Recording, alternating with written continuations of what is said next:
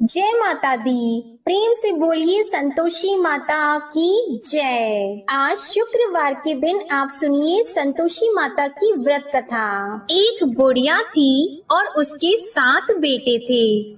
6 बेटे कमाने वाले थे और एक बेटा निकम्मा था। बुढ़िया माँ 6 पुत्रों की रसोई बनाती, भोजन कराती और पीछे से जो कुछ बचता वो 7वें पुत्र को दे देती।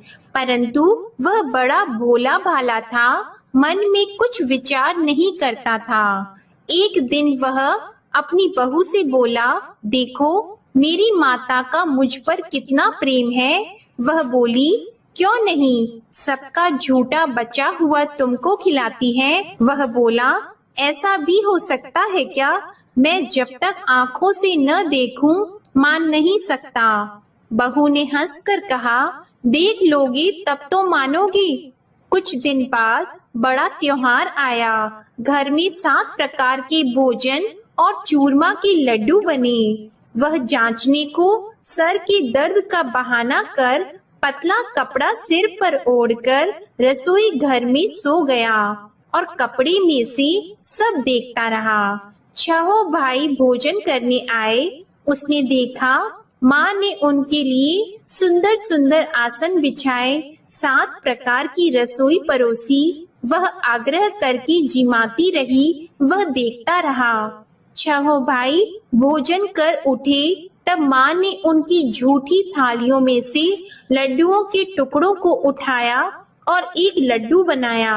झूठन साफ करके बुढ़िया माँ ने पुकारा, उठ बेटा, 6 भाई भोजन कर गए, अब तू ही बेटा बाकी है, उठ और तू कब खाएगा? वह कहने लगा, माँ मुझे भोजन नहीं करना, मैं परदेश जा रहा हूँ। माता ने कहा, कल जाता तो आज ही जा।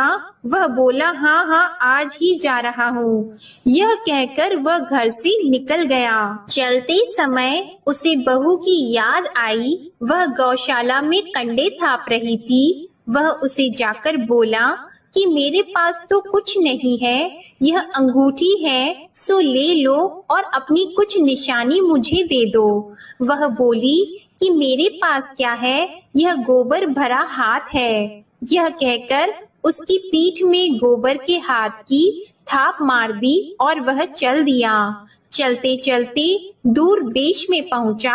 वहां पर एक साहूकार की दुकान थी। वहां जाकर बोला, भाई मुझे नौकरी पर रख लो। साहूकार को नौकर की जरूरत थी। साहूकार उससे बोला, तू नौकरी पर रह जा। लड़के ने पूछा, तनख्वाह क्या रहेगी? साहूकार ने कहा, काम देखकर दाम मिलेंगे। साहूकार की नौकरी मिल गई। वह सवेरे 6 बजे से रात्रि 12 बजे तक नौकरी करने लगा। कुछ दिनों में दुकान का लेन देन, हिसाब किताब, ग्राहकों को माल बेचना, सारा काम करने लगा। साहूकार के 7-8 नौकर थे। वे सब चक्कर खाने लगे कि यह नया नौकर बहुत होशियार बन गया है। सेठ ने भी काम देखा और 3 महीने के अंदर ही उसे मुनाफे का साझीदार बना लिया। 12 वर्ष में वह नामी सेठ बन गया और मालिक सारा कारोबार उस पर छोड़कर बाहर चला गया। अब बहू पर क्या बीती वह सुनो। सास ससुर उसे दुख देने लगे। सारी गृहस्थी का काम करा के उसे लकड़ी लेने जंगल में भेजते। इस बीच घर की रोटियों के आटे से भी जो भूसी निकलती उसकी रोटी बनाकर रख दी जाती और फूटे नारियल की नरेली में पानी। इस तरह दिन बीतते रहे। एक दिन वह लकड़ी लेने जा रही थी कि रास्ते में बहुत सी स्त्रियां संतोषी माता का व्रत करती दिखाई दी। वहां यह खड़ी होकर कहने लगी, बहनों, यह तुम किस देवता का व्रत करती हो और इसके करने से क्या फल होता है? इस व्रत के करने की क्या विधि है? यदि तुम अपने इस व्रत का विधान मुझे समझाकर कहोगी तो मैं तुम्हारा बड़ा एहसान मानूंगी। तब उनमें से एक स्त्री बोली, सुनो, यह संतोषी माता का व्रत है। इसके करने से निर्धनता दरिद्रता का नाश होता है, लक्ष्मी आती है, मन की चिंताएं दूर होती हैं, घर में सुख होने से मन को प्रसन्नता और शांति मिलती है। निपुत्री को पुत्र मिलता है, प्रीतम बाहर गया हो तो शीघ्र आता है। कुंवारी कन्या को मनपसंद वर मिलता है। राजद्वार में बहुत दिनों से मुकदमा चलता हो तो वह भी खत्म होता है। कलह क्लेश की निवृत्ति हो, सुख शांति हो, घर में धन जमा हो, पैसा जायदाद का लाभ हो और भी मन में जो कुछ कामना हो वह सब इस संतोषी माता की कृपा से पूरी होती है।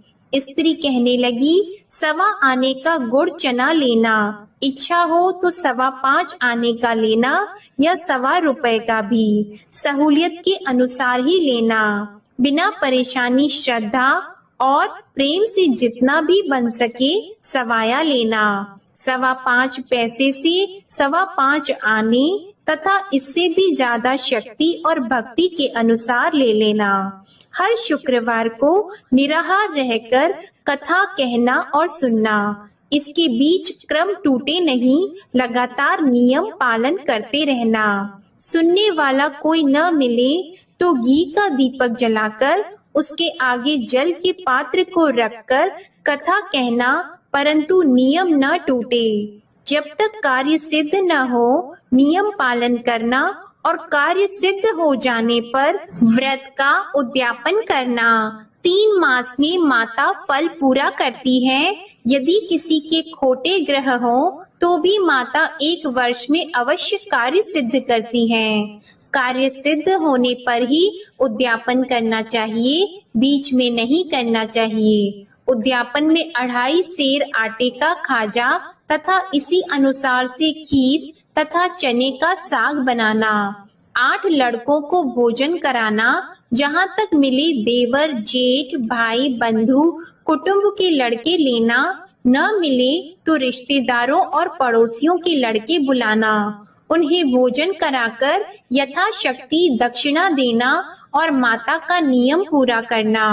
उस दिन घर में कोई खटाई नहीं बनाना। यह सब सुनकर बुढ़िया की बहू वहां से चल दी। रास्ते में लकड़ी के बोझ को बेच दिया और उन पैसों से गुड़ चना लेकर माता के व्रत की तैयारी करने लगी। आगे चली और सामने मंदिर है। यह सुनकर माता के मंदिर में जाकर माता के चरणों में लौटने लगी। इसके बाद वह माँ से विनती करने लगी कि हे माँ, मैं निपट मूर्ख हूँ, व्रत के नियम कुछ नहीं जानती हूँ, मैं बहुत दुखी हूँ। हे माता जग जननी, मेरा दुख दूर करो, मैं आपकी शरण में हूँ। माता को दया आई। एक शुक्रवार बीता कि दूसरे शुक्रवार को ही इसके पति का पत्र आया और तीसरे को उसका भेजा हुआ पैसा भी आ पहुँचा। यह देखकर जेठानी मुंह सिकोड़ने लगी। इतने दिनों में इतना पैसा आया, इसमें क्या बढ़ाव है। लड़के ताने देने लगे कि काकी के पास अब पत्र आने लगे, रुपए आने लगा, अब तो काकी की खातिर बढ़ जाएगी, अब तो काकी बुलाने से भी नहीं बोलेगी। बेचारी सरलता से यह कहती है कि भैया पत्र आएगा, रुपए आएंगे तो हम सबके लिए अच्छा है। ऐसा कहकर आंखों में आंसू भरकर संतोषी माता के मंदिर में आकर मातेश्वरी के चरणों में गिरकर रोने लगी। माँ, मैंने तुमसे पैसा नहीं मांगा, मुझे पैसे से क्या काम है, मुझे तो अपनी सुहाग से काम है, मैं तो अपने स्वामी की दर्शन और सेवा मांगती हूँ। तब माता ने प्रसन्न होकर कहा, जा बेटी, तेरा स्वामी आएगा। यह सुनकर खुशी से वह बावली होकर घर जाकर काम करने लगी। अब संतोषी माँ विचार करने लगी, इस भोली पुत्री से मैंने कह तो दिया कि तेरा पति आएगा, पर आएगा कहाँ से? वह तो इसे स्वप्न में भी याद नहीं करता। इसे याद दिलाने तो मुझे ही जाना पड़ेगा। इस तरह माता उस बुढ़िया के बेटे के पास जाकर स्वप्न में प्रकट होकर कहने लगी, साहूकार के बेटे, सोता है या जागता है? वह कहता है, माता सोता भी नहीं हूँ, जागता भी नहीं हूँ, बीच में ही हूँ, कहो क्या आज्ञा है। माँ कहने लगी, तेरा घर बार है या नहीं? वह बोला, मेरा सब कुछ है माता, माँ बाप भाई बहन बहू क्या कमी है? माँ बोली, पुत्र तेरी घरवाली कष्ट उठा रही है, माँ बाप उसे दुख दे रहे हैं, वह तेरे लिए तरस रही है, तू उसकी सुध ले। वह बोला, हाँ माता, यह तो मुझे मालूम है, परंतु जाऊं कैसे? परदेश की बात है, लेन देन का कोई हिसाब नहीं, कोई जाने का रास्ता नजर नहीं आता, कैसे चला जाऊं?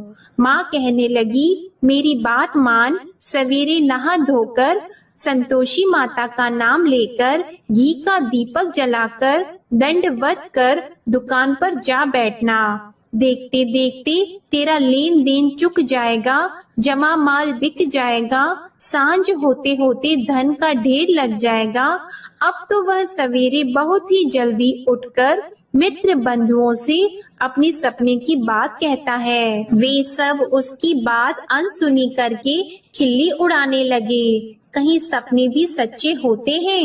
एक बूढ़ा बोला, देख भाई मेरी बात मान, इस तरह साच झूठ कहने के बदले देवता ने जैसा ही कहा है वैसा ही करना, तेरा क्या जाता है। अब बूढ़े की बात मानकर वह नहा धोकर संतोषी माता को दंडवत कर घी का दीपक जलाकर दुकान पर जा बैठता है। थोड़ी देर में वह क्या देखता है कि देने वाले रुपया लाए, लेने वाले हिसाब लाए। कोठे में भरे सामानों के खरीदार नगद में सौदा करने लगे। शाम तक धन का ढेर लग गया। मन में माता का नाम लेकर प्रसन्न होकर घर जाने के वास्ते गहना कपड़ा सामान खरीदने लगा। यहाँ के काम से निपट घर को रवाना हुआ। उधर बहू बेचारी जंगल में लकड़ी लेने जाती है। लौटते वक्त माताजी के मंदिर पर विश्राम करती है। वह तो उसका रोज रुकने का स्थान ही था। दूर धूल उड़ती देखकर वह माता से पूछती है, हे माता, यह धूल कैसे उड़ रही है? माँ कहती है, हे पुत्री, तेरा पति आ रहा है, अब तू ऐसा कर, लकड़ियों के 3 बोझ बना ले, एक नदी के किनारे रख, दूसरा मेरे मंदिर पर और तीसरा अपने सिर पर रख। तेरे पति को लकड़ी का गट्ठा देकर मोह पैदा होगा, वह यहाँ रुकेगा, नाश्ता पानी बनाकर खाकर माँ से मिलने जाएगा। तू लकड़ी का बोझ उठाकर जाना और बीच चौक में गट्ठा लाकर 3 आवाजें जोर से लगाना। लो सासू जी, लकड़ियों का गट्ठा लाई हूँ, भूसी की रोटी दो, नारियल के खोपड़े में पानी दो। आज कौन मेहमान आया है? माँ की यह बात सुनकर वह बहुत अच्छा माताजी कहकर प्रसन्न मन होकर लकड़ियों के 3 गट्ठे ले आई। एक नदी के तट पर एक माता के मंदिर पर रखा। इतने में ही वह मुसाफिर आ पहुँचा। सूखी लकड़ी देखकर उसकी इच्छा हुई कि अब यहीं निवास करें और भोजन बनाकर खा पीकर गांव जाएं। इस प्रकार भोजन बनाकर विश्राम लेकर गांव को गया। उसी समय बहू सिर पर लकड़ी का गट्ठा लिए आती है। उसे आंगन में डालकर जोर से 3 आवाज देती है, लो सासू जी, लकड़ी का गट्ठा लो, भूसी की रोटी दो, नारियल के खोपड़े में पानी दो। आज कौन आया है? यह सुनकर उनकी सास अपने दिए हुए कष्टों को भुलाने हेतु कहती है, बहू ऐसा क्यों कहती हो? तेरा मालिक ही तो आया है। बैठ, मीठा भात खाकर कपड़े गहने पहन। इतने में आवाज सुनकर उसका स्वामी बाहर आता है और अंगूठी देखकर व्याकुल हो जाता है। माँ से पूछता है, माँ यह कौन है? माँ कहती है, बेटा ये तेरी बहू है। आज 12 वर्ष हो गए जब से गया है, तब से सारे गांव में जानवर की तरह भटकती फिरती है।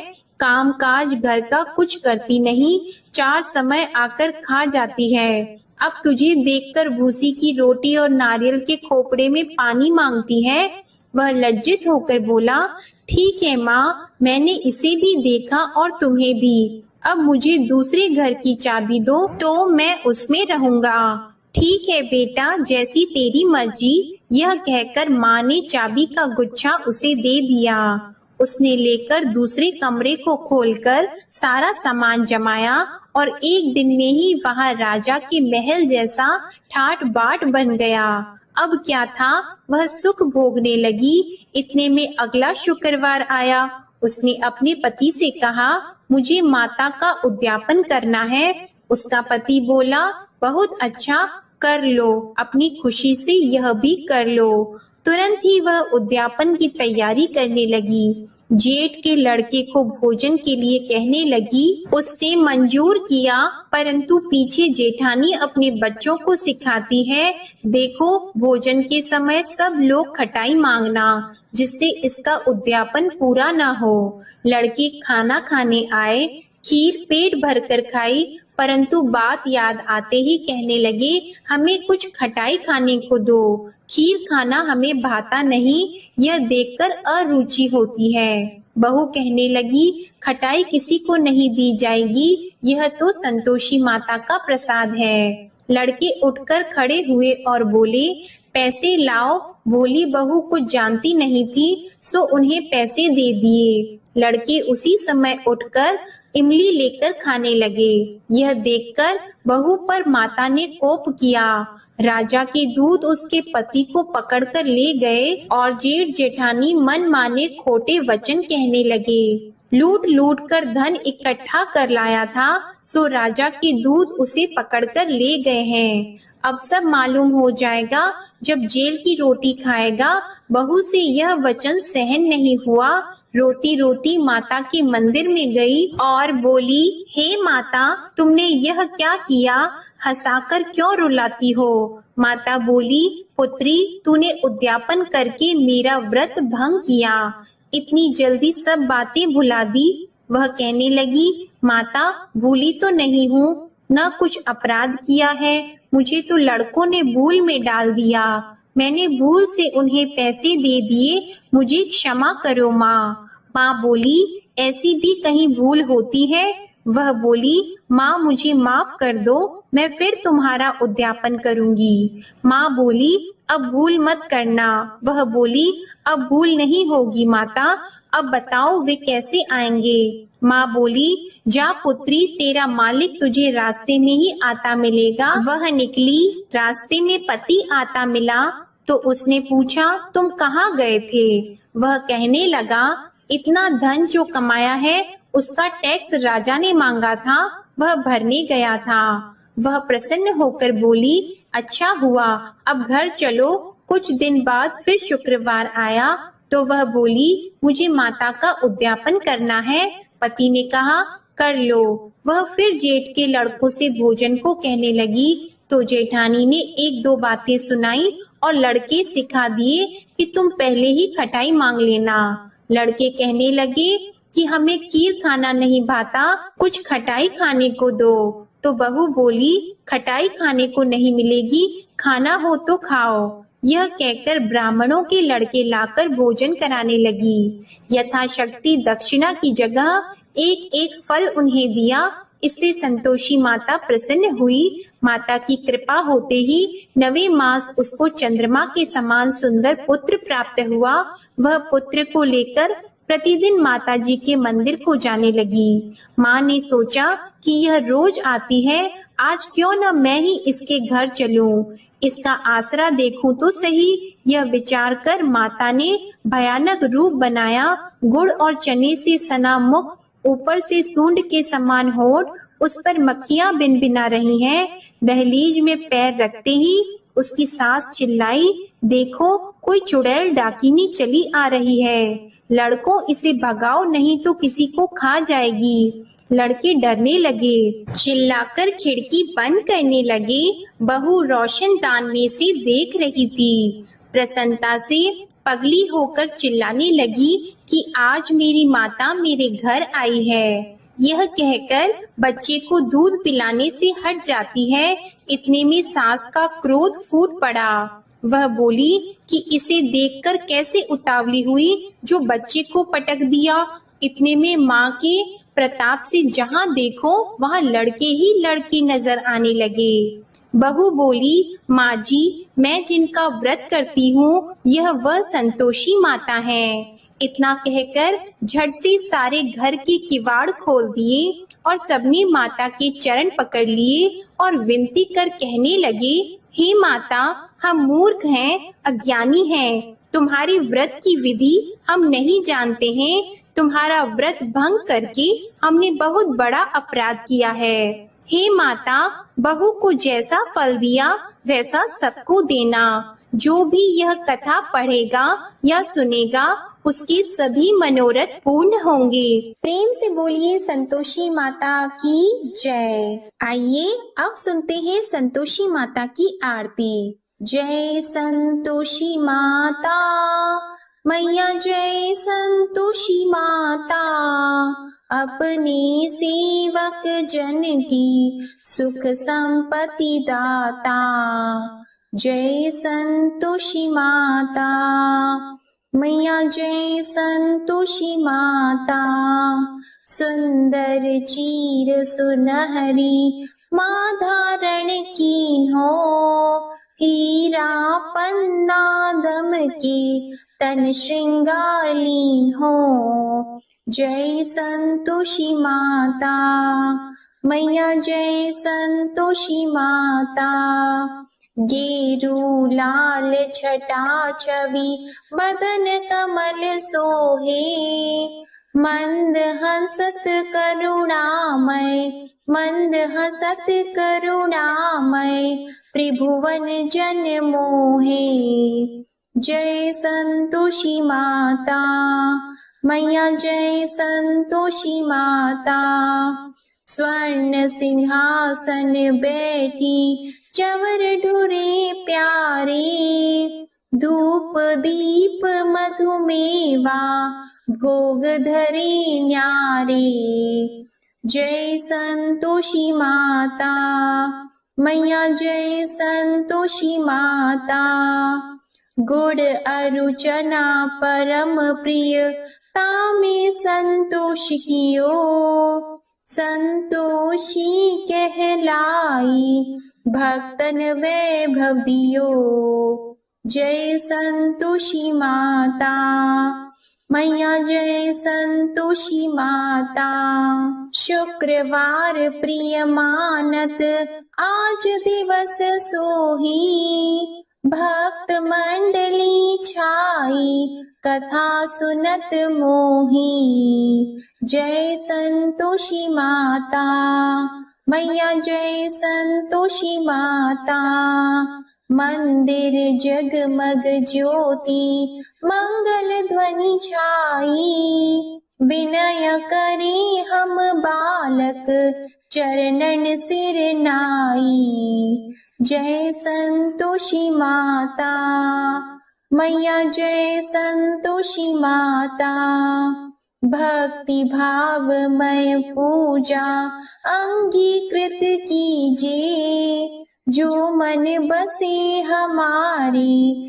इच्छा फल दीजिए। जय संतोषी माता मैया, जय संतोषी माता, दुखी दरिद्री रोगी संकट मुक्त किए, बहु धन धान्य भरे घर सुख सौभाग्य दिए। जय संतोषी माता मैया, जय संतोषी माता, ध्यान धरियो जिस जन ने मन वांछित फल पायो, पूजा कथा श्रवण कर घर आनंद आयो। जय संतोषी माता मैया, जय संतोषी माता, शरण गहे की लज्जा राखियो जगदम्बे, संकट तू ही निवारे दयामयी अम्बे। जय संतोषी माता मैया, जय संतोषी माता, संतोषी माँ की आरती जो कोई नर गावे, रिद्धि सिद्धि सुख संपत्ति जी भर कर पावे। जय संतोषी माता मैया, जय संतोषी माता, जय संतोषी माता। प्रेम से बोलिए संतोषी माता की जय। आपको आज की कथा पसंद आए तो वीडियो को लाइक करके चैनल को जरूर सब्सक्राइब करिएगा और कमेंट में संतोषी माता की जय भी जरूर लिखिएगा। इसी के साथ आज आप हमारे चैनल पर फाल्गुन मास महात्म्य की कथा और आमल की एकादशी व्रत कथा भी जरूर सुनिएगा। प्रेम से बोलिए संतोषी माता की जय।